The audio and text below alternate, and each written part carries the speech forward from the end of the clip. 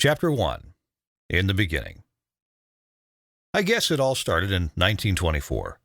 That year, I'm 15 years old, living with my parents in a tiny town in northern Wisconsin. Tiny town is right. The town consisted of my father's general store and two small houses clustered by the railroad tracks. That was the town of Kimball, Wisconsin.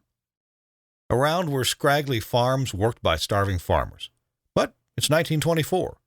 And I'm terribly excited by a brand new thing that had just burst in on the American public. It's called radio. Now, in the summer of 1924, radio broadcasting was only 4.5 years old. The first broadcasting our industry has record of is Pittsburgh, November 2nd, 1920, election returns. And the radio amateurs around Pittsburgh certainly must have been startled by hearing the human voice mixed in with the dots and dashes they were accustomed to hearing.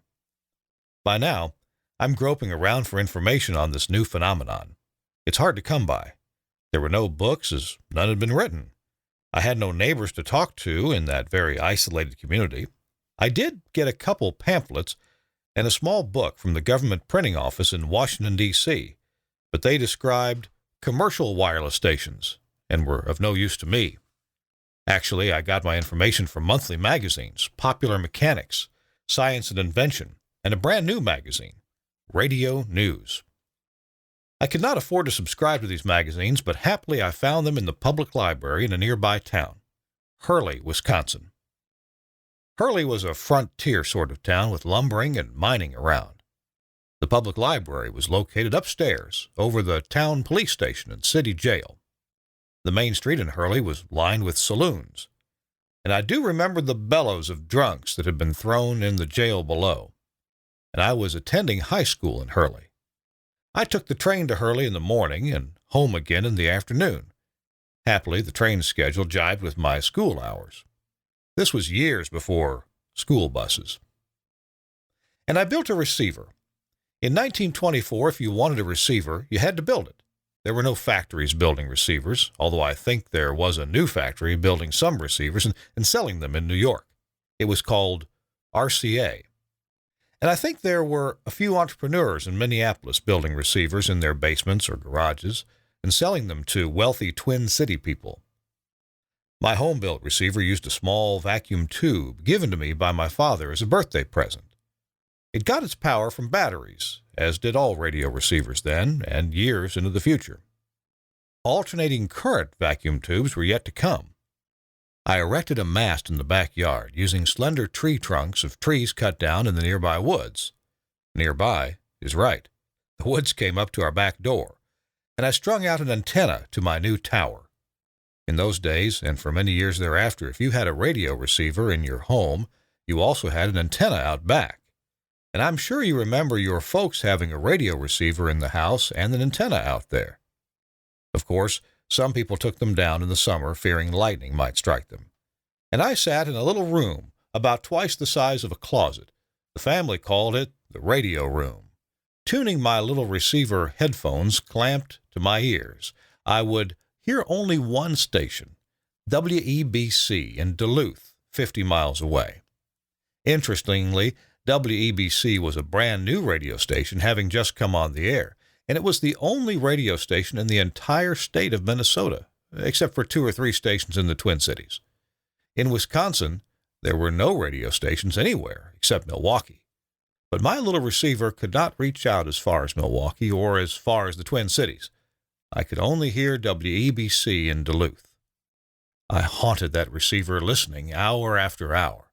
The station was only on the air from time to time, an hour now and an hour then. I decided then that when I graduated from high school, I was going to go there and work. That became my dream, and I thought about it constantly. And I did graduate 2 years later, at the age of 17, 1 year ahead of my classmates, because I was one of those bright young fellows who had skipped over the 7th grade. But, alas, now down through the years, all that brilliance has ebbed away, leaving me with only good looks, and I'm now having to make do with that. I wrote the final high school exam that June afternoon in 1926, 70 years ago. But I did not stay for graduation exercises. I was in too much of a hurry to get on with my career. I got on that train the next morning and went to Duluth and immediately started working at WEBC. And I stayed there 28 years. In those years, WEBC expanded into a network called the Arrowhead Network of radio and TV stations in Minnesota and Wisconsin, and it was my job to build those stations and to supervise the engineering.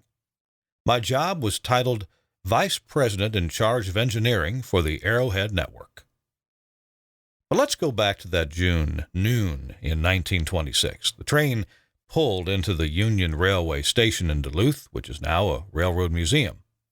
I got off the train and walked up those steps to the concourse floor above.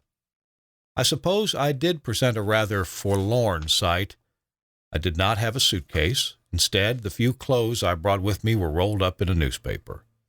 The traveler's aid lady on duty that noon stopped me and asked if I had a place to go, if I had money, if I was all right. I said yes to every question, although none was true. There was always a traveler's aid lady at every railroad station. A lady, as men had jobs and only women had time to devote to this volunteer work. I walked out of the railroad station and across Michigan Street to the Spaulding Hotel and up to the second floor and around to the back, where I found the WEBC studio where I knew I would find it, having heard them talk about it so many times in the past 2 years. The studio was a hotel bedroom made into a radio studio by hanging heavy black drapes along the walls and across the ceiling. The light was dim in there and the sound very dead.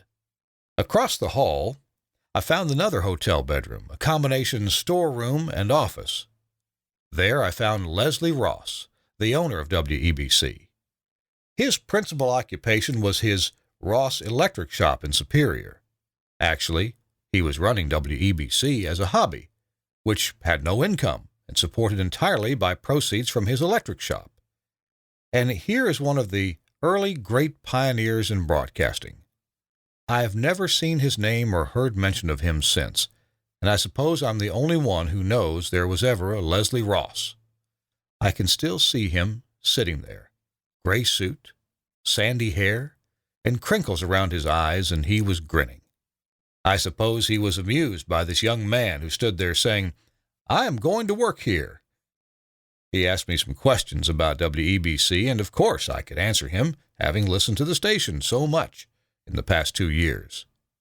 Finally, he said, "Well, if you're going to work here, you might as well get started." And I got started, and I kept on getting started for 28 years. Of course, there was no money for salary, as Leslie was having a very tough time paying bills for power and rents with money coming only from his electric shop. So I had to get a job to support myself, and I found myself as a busboy in the restaurants of a brand new downtown hotel. Now, I had 2 jobs, and I was always tired and hungry, but I was very happy. I was now a broadcaster. I was not just a listener like everyone else.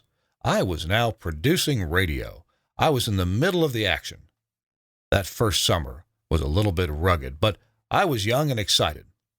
My idea of sheer heaven was to go into a cafe there on Superior Street and have a 5-cent bottle of ice-cold milk and sit there and slowly sip it. And somewhere along that summer, my father sent me a letter enclosing a $10 bill, equivalent to $40 or $50 today, I suppose. He said he knew I was having a tough time and maybe this would help. What did I do? I returned it to him, saying I did not need it. Oh, boy, I did, though, but I was a proud young man. I was now a man in a man's world. I was not a boy any longer. I could take care of myself. I didn't need help from anybody. But I was no different than all the other young fellows of that day. We all had the same idea. I was just one of the crowd. Today, there are many young men and women out there with the same philosophy. Once they leave home, they make it on their own. They don't need help from anybody. I know as wife June and I raised 4 sons, all of whom went out on their own, and all have been very successful.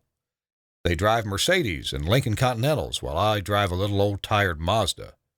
None of them, however, would come in the broadcasting station business. They've been too successful in their own kind of business to leave it for broadcasting. Along about Christmas time, Leslie started selling advertising. Here again, he was a pioneer. I do not recall how much he collected for each ad. It was likely 25 cents, but I do recall I scrawled out those ads on tablet paper and I read them on the air. The result must have been unbelievable, but the listener did not mind. Radio was so new and exciting you could do anything, and the listener would think it was wonderful. And those ads must have had real impact. We had a real captive audience of avid listeners. But now there was some money around, and one day, after Leslie had paid some bills, he looked down at his hands and he saw he had $12.50 left. And he handed it to me, saying, "Here's your salary, Charlie." And bless his heart, he kept on giving that to me every week, although he later raised it to $15, which remained at that figure for quite some time to come. Now, I could quit that part-time job at the hotel and devote all my time to broadcasting. My dream had really come true. How lucky could a guy get? There were two others at the studio when I came, Norman Conrad and Florence Scovold. They lived at home in town, so did not need a job to live, and they faded away shortly after I came, and I have no idea what became of them, although I do recall hearing Florence, a stunning blonde, had joined a vaudeville team and went touring the country with them. But you notice there were women in broadcasting even way back then. And it has always been that way in broadcasting, men and women working together, side by side. Never any discrimination. Yet today, the FCC in Washington insists that when broadcasters list employees in annual reports that women be classified as members of the minority race. What minority? Over in Superior was Walter Bridges, who attended the transmitter, which was housed in a small penthouse room on the roof of the Evening Telegram newspaper building. On the same roof was two towers, one on each end of the building, with the transmitting antenna hung in between in the manner of broadcast stations of that day. This building was 3 stories high. You always located your transmitter and antenna on top of the tallest building in the town. The waves went out further that way. If you were in a town with a 45-story building, you had it made, believe me. And this is the way we broadcast. I played very few phonograph records. To do so, I had to place the microphone on the floor in front of an acoustic phonograph and then wind up the phonograph motor. Then I could not talk because my talking would go out on the air along with the music, although I don't suppose it would have mattered much. This was before phonograph pickups, before phonograph amplifiers, before loudspeakers, and the music coming out of that acoustic phonograph was incredibly shrill, and after it went through our transmitting equipment, it became even more shrill. But who cared? All the listeners wanted was a sound, any kind of sound. Hi-fi was many years in the future. At 7:30 a.m., I would sit down at a table in the studio, open the morning paper, the Duluth News-Tribune, and read the news. This was the only news period of the day, and radio stations all across the country were doing the same. At first, the newspapers were very happy about this, as we were publicizing their papers. They used to print columns suggesting listeners try this circuit, this kind of antenna, these headphones, encouraging their readers to listen to the radio. Then one day, the newspapers discovered radio stations were selling advertising in competition, and that's when all the fun went out of it for them, and they told us to stop. All across the country, they told us to stop, and we didn't stop. It got into the courts, and now the court had to decide. Who owned the news after the newspaper hit the street? Did the news still belong to the newspaper, or did it belong to the public domain? In the end, the court decided the news belonged to the newspaper, and then we did have to stop, unless we paid the newspaper a fee for the use of their news. Of course, we never did. We had no money for fees, and news wasn't that important in radio anyway. At noon, I would walk down Superior Street 3 blocks to 2nd Avenue and the Glass Block Store and up to the 5th floor and the Grailson Dining Room, where through the noon hour, the Grailson String Ensemble would provide music for the noon diners, likely paying 50 cents or 75 cents for their lunch. Victor Herbert and Romberg, wonderful tunes, while I struggled with the names of the musical selections and composers. Announcers, we didn't have any of those. They were a luxury that crept in later. If you worked for a radio station those days, your principal job was designing and building and maintaining the broadcast equipment. There were no factories building broadcast equipment. Every station across the country was homemade. We used to visit each other's stations to see how they built theirs. As for announcing at WEBC, it seemed that whoever happened to be standing around was the announcer, and most of the time it was me that was standing around. Sometimes in the late afternoon, I would walk up 2nd Avenue, a half block, to the Garrick Theater, where I would broadcast the music of Leland McQueen at the mighty Wurlitzer pipe organ as he played for the silent pictures. This was before the talkies. Today, the Garrick Theater is gone. A parking ramp is there. The glass block store is gone. A bank building is there. The Spaulding Hotel is gone. An office building is there. All is gone, except me. I am all that's left of those long ago days, and people tell me I will be gone someday too, but you notice how cleverly I've been putting off that day up to now. At 6 p.m., I would be in the dining room on the main floor of the Spaulding Hotel. Remember, our studio was on the 2nd floor, broadcasting the music of another string ensemble for the diners who were perhaps paying $1.25 or $1.50 for their evening meal. Some more beautiful music. Oh, how gracefully we lived in those days. We heard very little music as we had to be near a real live orchestra to do so, and we cherished it. Today, there's music everywhere. In the ceilings of stores we shop in our cars, in boom boxes, and music today is just one of the less objectionable sounds in our noisy environment. Of course, there are still a few people who still attend symphony concerts and have hi-fi sets in their homes. God bless them all.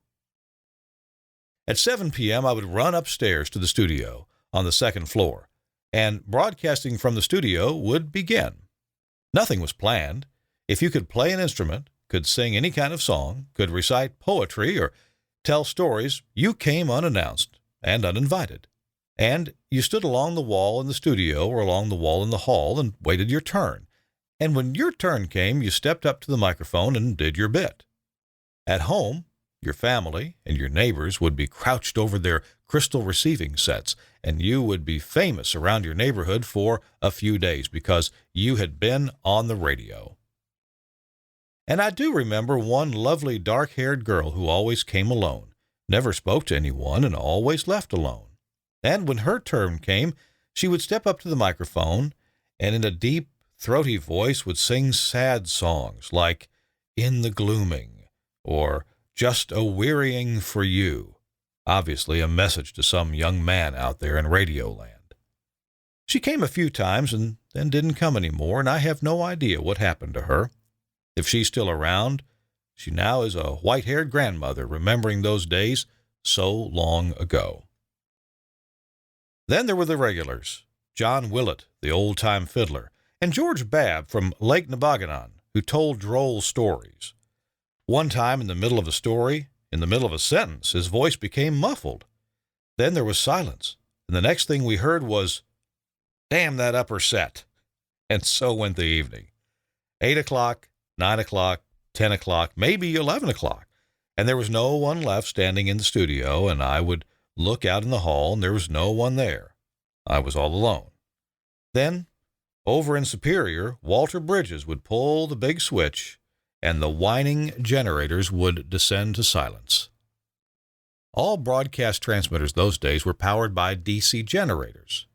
WEBC was a 500-watt station operating on 242 meters.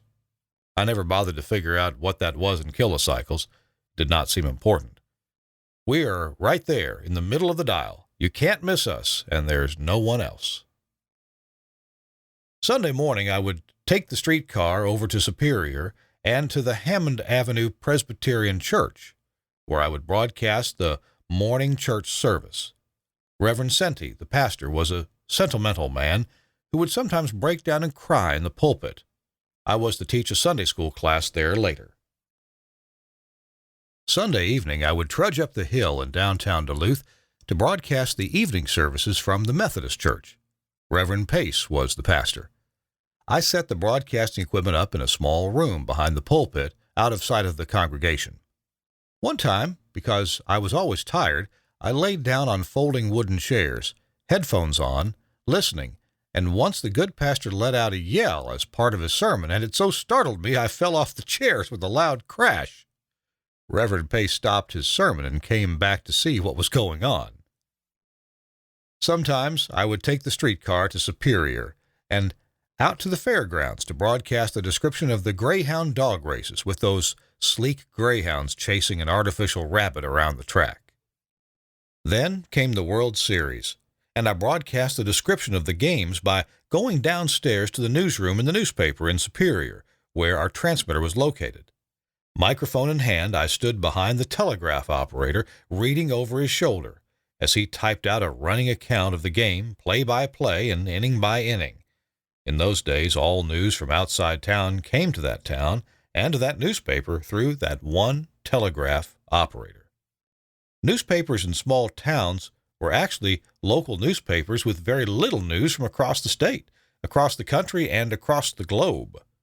We actually knew very little of what was going on around the world. Today, if two tribes in the middle of Africa get to shooting at each other, we now know about it instantly in our living rooms, and in color yet. Are we happier? Are we better off? I will argue with you about that someday when we meet on the street. Then there was a big prize fight one evening, and once again I was in the newsroom, mic in hand, reading over the shoulder of the telegraph operator. Somewhere out there ringside was a reporter with a telegraph key in hand, clicking off the fight, blow by blow, round by round. Then something big happened. The President of the United States, Calvin Coolidge, and his wife came to the head of the lakes for his summer vacation 3 months long. Only he didn't come to the head of the lakes. He came to fish in the Brule River in northern Wisconsin, 30 miles east of Duluth, Superior. The day his private train came in, I was at the depot, on a baggage cart, microphone in hand, describing this momentous event. It was about 8 in the morning, and 20 or 30 people stood around. The President's train came to the Superior Depot, not the Duluth Depot, as Superior was closer to the Brule River. There were a couple baggage cars, some Pullman cars, and the last car was the President's private car. He and Mrs. Coolidge got off and into a touring car and were whisked off to the lodge on the Brule. I saw them again during the summer. I just happened to be standing alone on the corner of Belknap and Hammond Avenue streets in residential Superior, and they came by. They were on their way to make a tour of Duluth. The Duluth voters, good Republicans, had voted for him, and now he was in nearby Wisconsin, ignoring them. So now a tour of the city to remind them he really did love them. He and Mrs. Coolidge sat in the back of a touring car with the top down. Had it been raining, the top would have been pulled up. In front was a chauffeur in uniform, and in the back sat the President and his wife. As they went by, I waved to them, and Mrs. Coolidge, a very gracious lady, waved back to me. Cal sat there staring straight ahead, a sour look on his face, mad because this damn fool tour had interrupted his morning fishing. Then, of course, I saw them again when they left. It was about 8 in the evening, and I was again, microphone in hand, standing on a baggage cart, describing this important event. About 8 or 10 people stood around. No big deal. His private train would wend its way through Wisconsin all night to Chicago. There he would give a speech, and the next night he would travel on to Washington. Trips to the East Coast were always a 2-night affair, and I did this often in the years that followed. I had to make business trips to Washington or to New York, and sometimes I just made up trips. They were the only vacation I took those years, and they were a vacation. I would get on the train in Duluth at 8 p.m., go to my room, take off my shoes and necktie, and relax. The rooms were complete with bathroom and bed, and so comfortable. At breakfast time, I would wander over to the dining car and enjoy ham and eggs. The train would arrive in Chicago at 8 a.m. I would wander around downtown Chicago till 1 p.m., when I always went to the Chicago Theater for their 1 p.m. matinee, where all the vaudeville greats appeared. Pearl Bailey, Eddie Dutchin, and all the rest. At 3 p.m. I would be at the train leaving for either New York or Washington. The Pennsy train if it were to Washington, or the New York Central if I were going to New York. Each train was a sort of palace on wheels. A secretary if you had business to transact, a barber if you needed a haircut, a plush cocktail lounge and comfortable rooms for you to relax in. At dinner time, a gourmet meal as all trains competed with each other for excellence in food. We talked about the food in the Pennsy trains and the New York Central trains. How luxuriously we traveled those days. Today, travelers are stuffed like sardines in an aluminum tube they call an airplane, which blasts off to your destination with you arriving almost right away. And if food is served, it's almost inedible. This is progress? Are we living better today? I will argue with you about this should I meet you on the street. While the president was vacationing on the Brule, I visited his summer White House office located in the Central High School in downtown Superior a couple times. No passes needed, no guards. You just walked in, and inside you likely would find a staff member, feet on a desk reading a newspaper. In another corner, a staff member eating his lunch out of a brown bag, and somewhere in the room 3 or 4 staff members playing poker. And if you stood there long enough, a phone might ring. A staff member would lay down his cards and pick up the phone while the game paused. Being a president in those days was hardly more than a part-time job, although he received full-time pay.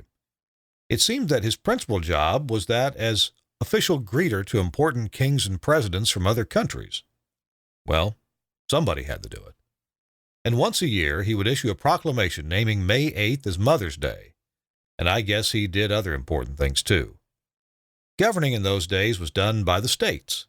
Every 2 years, the state elected officials would gather in their respective state capitals and pass 2 or 3 laws, and not 200 or 300 laws like today.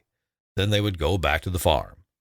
And in Washington, the duly elected officials would gather every couple of years or so, and between cocktail parties, which took up most of the time, they would gather in their respective chambers and debate great issues like immigration quotas, tariffs, and whether or not the nation should go on the gold standard.